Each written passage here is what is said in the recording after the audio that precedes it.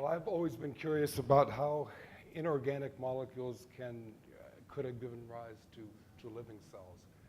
And also, I am environmentally conscious because my last name's Green, so I have to think green.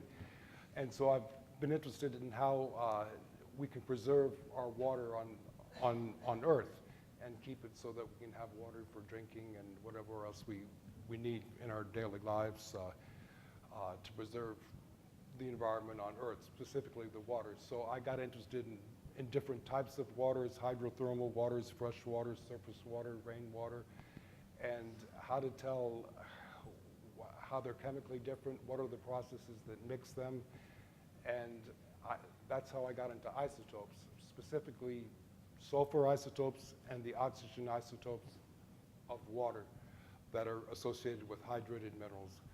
And isotopes are different nucleuses of an atoms that have the same amount of protons but different amount of neutrons. And they fractionate by a variety of physical and chemical processes. They can fractionate by thermochemical processes, or they can fractionate in the enzymatic pockets of bacterial cells. And so by looking at the different reservoirs, the isotopic composition of the different reservoirs, we can tell how the different chemicals are mixing and whether or not that could have eventually given rise to life. But the first thing we're interested in inorganically before we get to life is what are the proto-life forms? What is the scaffold that life could have built itself upon? And that's what has been found on Earth in hydrothermal vent fields, and that's what apparently has been found in meteorites and on the surface in Mars. We see the different nanophase minerals, carbonates, iron 3, iron 2 that can provide the energy gradient, and different forms of gypsum that can be sulfates and sulfides, and that can fractionate isotopes.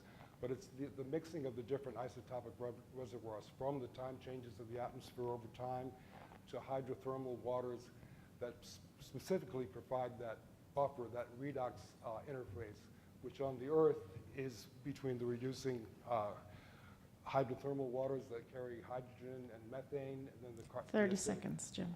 The acidic oceanic water. On Mars, there's also apparently a hydrothermal circulation, and we're finding the minerals that form these nanophase minerals that can invert themselves and form the proto-membranes, the protoforms of life. And so I think that in the future, if we find another planet, if that proves to be the case on Mars and we continue to find planets like that elsewhere in the universe, I think that'll give meaning to our lives.